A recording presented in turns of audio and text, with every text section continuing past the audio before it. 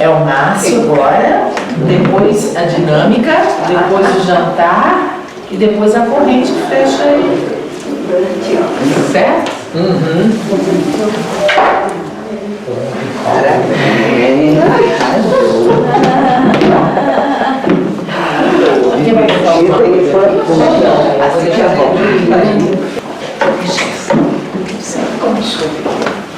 Todos bem? Todos preparados? Nós temos uma novidade para contar aqui, que a gente está, na verdade, fechando o ciclo desses estudos maravilhosos que a gente teve, iniciando ontem, trazendo a liderança do Cristo com a Bruninha, né? A gente pôde aproximar um pouco mais de Jesus.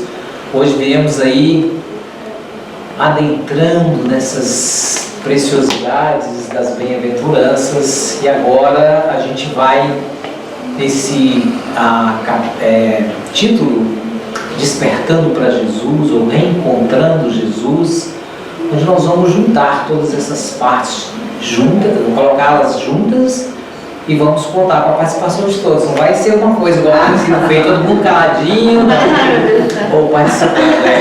É bem mais participativo.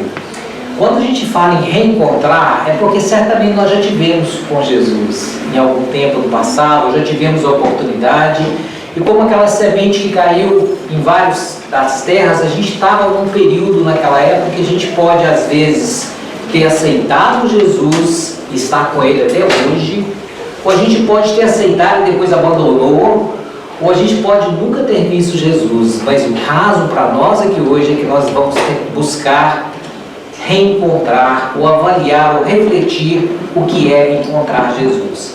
Para encontrar Jesus, ou despertar para Jesus, nós temos que crer em Jesus.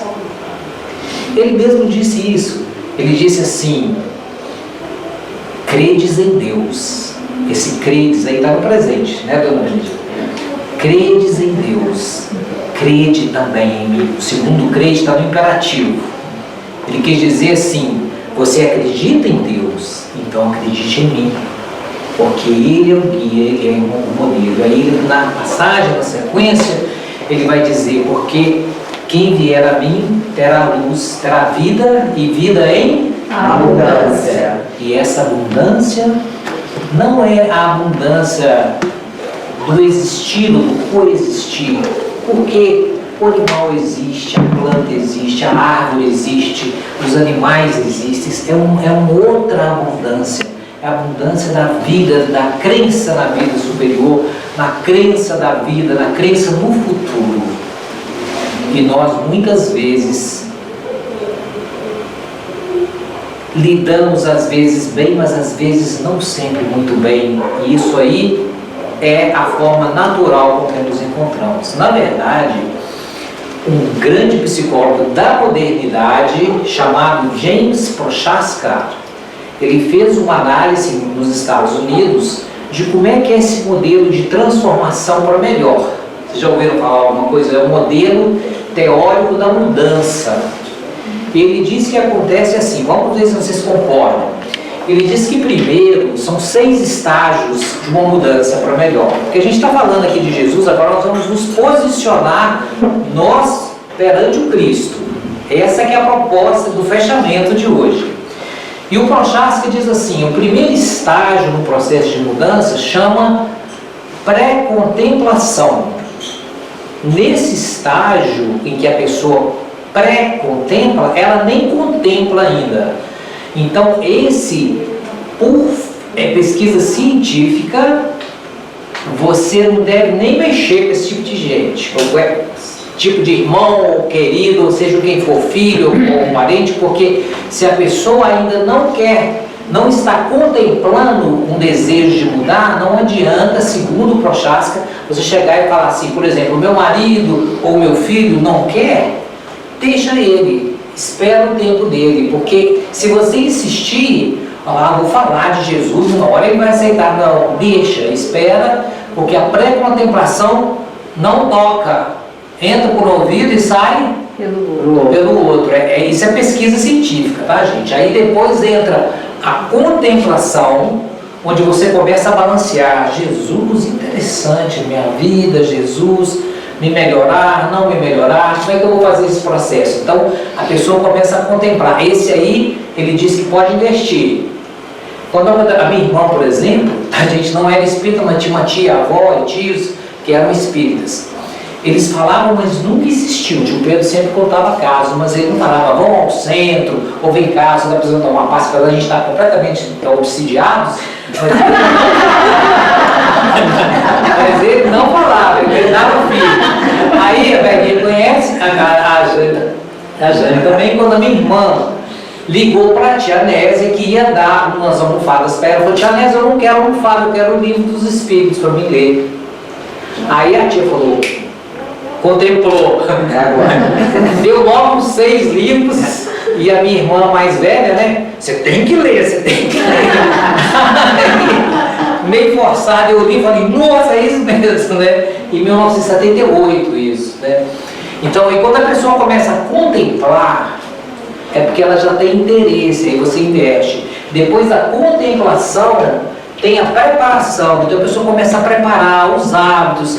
A pessoa fumava bastante, ou a pessoa tratava muito mal os outros, aí a pessoa começa a se preparar. Aí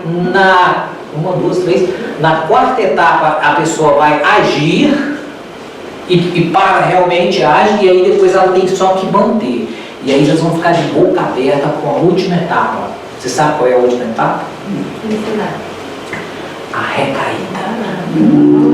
Ou o relapso. Esse é fato científico. A pesquisa é um modelo, então pode procurar, viu, Bruninense? James Prochaska, igual a gente está falando, PRO, que ele é contemporâneo, ele é dessa nossa época. A pessoa faz a coisa, né, faz o plano, quer se melhorar, e aí ela cai. É o processo natural da transformação. Aí ela tem que começar e vai no processo de novo, até que um dia ela cansa de errar e para de errar. Tá certo esse modelo? Vocês já erraram algumas vezes uma coisa, mas eu vou fazer um regime, né, Patrícia? Eu vou começar um regime aqui e vou comer agora só 2 vezes por dia. Quanto tempo dura? Até o dia de Aí tem uma recaída, né? Então esse aqui é um processo, né, que tem. Então a gente, foi falado aqui para a gente não ficar chateado quando aconteceu alguma coisa que a gente errou, não se magoar, porque o processo é esse, é o processo cíclico. Você vai melhorando, você quer se melhorar, aí você cai, aí você volta e reinicia novamente. Então, para nos ajudar nesse fechamento de estudos de hoje, preparando para o Homem de Bem de amanhã, nós vamos reviver o engraçado que foi na primeira Ecopaz. A gente trouxe a parábola do filho pródigo, no ângulo próprio da Ecopaz 1, reencontrando a paz, e hoje nós vamos reencontrar Jesus. É como se a gente já encontrasse com Ele, e Ele tocou na gente de alguma maneira, depois a gente já afastou, e agora a gente está bem próximo dele. Tenho certeza que todos nós aqui queremos encontrar, ou reencontrar Jesus. E isso reporta-nos então a passagem do filho perdido, que é aquele rapaz jovem ainda, com o irmão e o pai, e que deu aquela vontade de seguir o próprio caminho dele. Daqui a pouco vocês todos vão participar, podem ficar tranquilos. Eu já estou vendo ali a curva, mas ele falou: pai, divide essa herança aí, me dá o dinheiro, eu quero seguir a minha vida. E como a gente tem o livre-arbítrio, esse pai representa Deus, ele falou: sim, deu o dinheiro para ele, e a parte dele da herança, e olha, ele partiu para uma terra distante. Quando a gente fala assim, distante, é alguma coisa que a gente não tem aquela familiaridade. E lá, dizem os estudiosos, que ele foi visitado pela invigilância, pela insensatez, pela discórdia, pelas coisas materiais, foi visitado por isso tudo e caiu. Caiu porque naquela terra distante houve uma grande fome, e ele começou a passar necessidades. E aí ele pediu ajuda àquelas pessoas daquela terra distante que eram também do mesmo nível vibracional daqueles que são visitados por vigilância, insensatez. Ele acabou vivendo ali com os porcos e queria se alimentar da pena dos porcos, ali do alimento dos porcos ali. E aí eu quero ouvir um pouco vocês. Na passagem de Lucas, no capítulo 15, em que Jesus está respondendo a umas pessoas que falam assim: mas espera aí, ele está comendo como uma pecadora ali, está tendo esses amigos aí, que história é essa desse Jesus está andando com essas pessoas de uma vida aí? E Jesus conta essa história.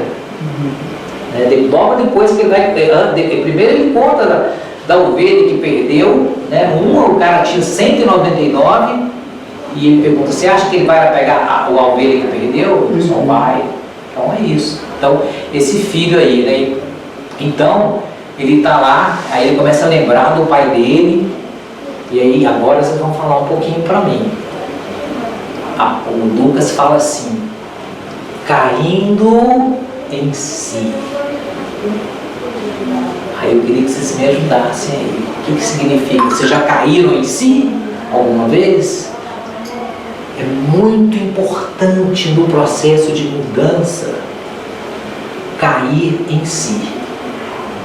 A gente está falando aqui das bem-aventuranças, desses estudos, mas como é que é esse negócio de cair em si, né? Ou tornar a si, ou se enxergar de dentro para fora? Porque isso é crucial no processo de mudança. Márcio, eu vou remeter àquela questão que eu falei da palestra da Carla, do imposto de renda, de eu correr atrás do meu interesse, de repente uma palestra, uma palavra, falei: meu Deus, o que eu estou correndo atrás do quê? Uma avaliação. Talvez, né? Esse é um exemplo do cair em si. Sim, eu acho que ele caiu em si pelo sofrimento que ele estava passando ali, e ele, que tinha tudo, não deu valor naquela época que ele tinha tudo. Ele queria buscar as coisas do mundo, e ele tinha tudo ali do pai, e as coisas do mundo decepcionaram ele, e ele caiu em si. Isso. Sofrimento. Essa é a primeira etapa da nossa reflexão, é esse tornar para si. É quando a gente quiser se melhorar, a gente dá aquela parada e olhar, né, entrar dentro da gente, por dentro. Hoje até a nossa meditação daqui a pouco, ele tem essa passagem de olhar para dentro. O relaxamento não vai ser relaxa o seu pescoço, relaxa o seu pescoço por dentro e por fora. É por dentro e por fora. Você vai sentir o efeito dessa meditação, que vai ser assim, que vai mostrar um pouco como é que é isso, esse momento da gente cair em si. É muito, muito importante isso. Agora, como é que a gente vai cair em si?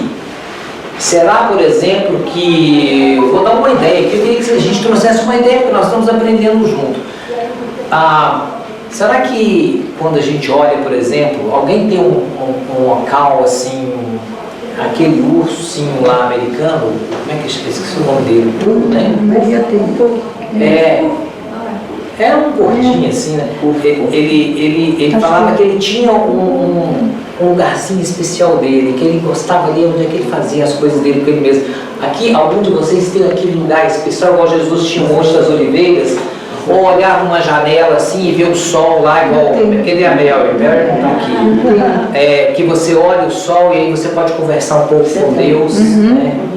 Ou talvez uma praia, ou um sol, ou você fecha os olhos. Alguém tem aqui algum lugar Eu tenho a minha varanda, todo dia, quando eu acordo, eu vou para a varanda e eu tenho um céu imenso para contemplar o sol, e ali eu faço a oração. Ótimo, não é um lugar para cair assim, você eu cuido concorda? das minhas flores. Seria, quem mais tem que poderia falar? Eu tenho. Jane gosta de escrever às vezes, ou fechar os olhos, não precisa, porque o nosso campo mental, a gente queria trabalhar isso aí. Diga. Eu tenho a minha janela da cozinha que ela, bem na hora, nas 6 horas, que é a hora do ângelo, que é a hora que o sol está se pondo, é a hora que eu faço a minha conversa íntima, né, com Maria, e faço as minhas orações. É ali de pé, na frente daquela janela. E antes de eu vir para cá, na quinta-feira, eu fui fazer minha oração. Quando eu olhei para o céu, a nuvem estava, sabe quando o sol está se pondo, ela estava rosa. Aí ela estava colorida, porque ela estava rosa, e daí dava a interferência do azul do céu, sabe, a interferência de cores, e formou-se um coração. Maravilha. E dentro daquele coração uma nuvem, e aquela nuvem tinha quase que uma imagem, como a imagem de Maria. E aí te deu inspiração. Eu fiquei assim, eu digo, meu Deus, eu vou viajar amanhã. Aí eu fiz a minha oração, eu agradeci, eu peço por todo mundo.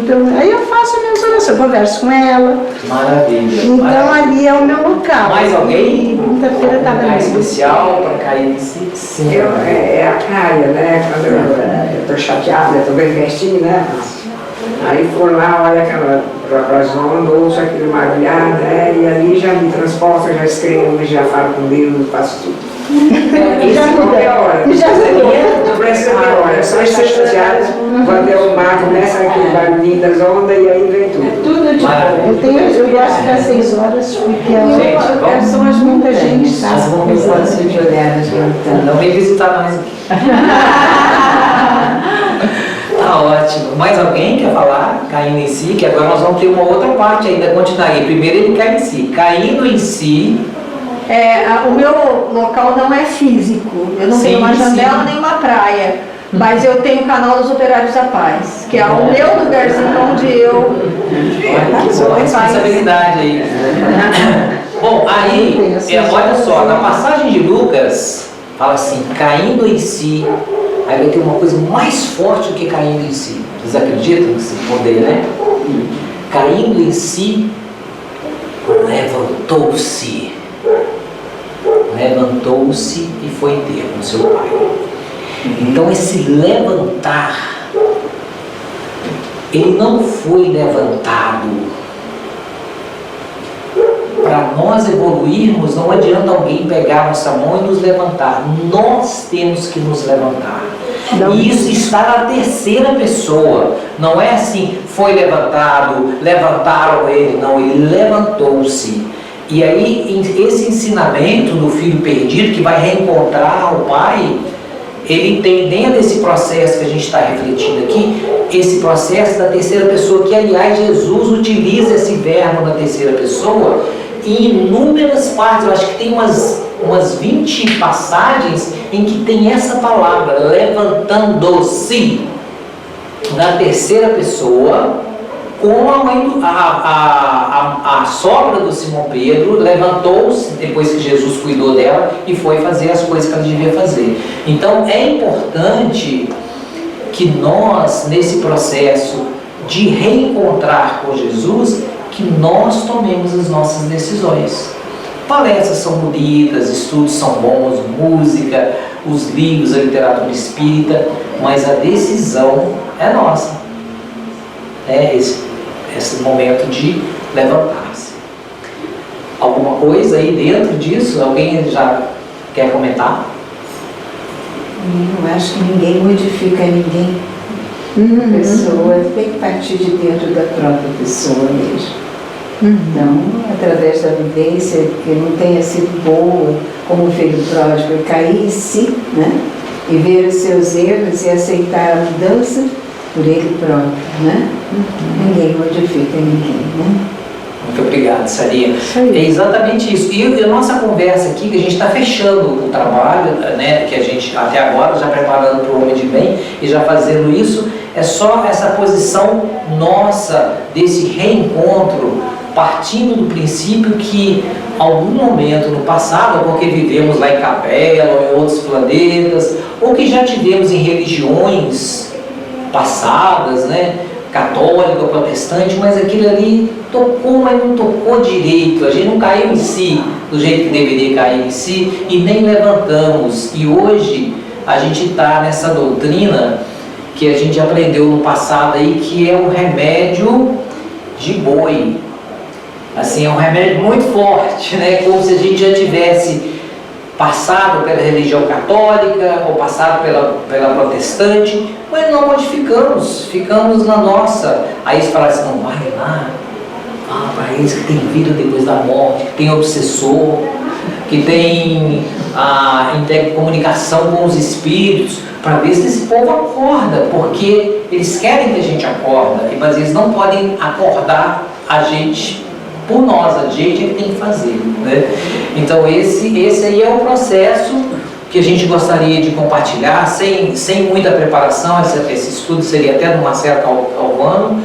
E fechando então, na carta de Hebreus, no capítulo 4, ele vai dizer que, o Paulo vai dizer que todos nós somos, temos assistência de Deus, nós somos um plano da assistência de Deus. E que Emmanuel, nesse aspecto, sem dizer que ele estava avaliando ali o Hebreus, ele vai dizer no livro Religião dos Espíritos que cada menino e moço do mundo é um plano da sabedoria divina a serviço da humanidade.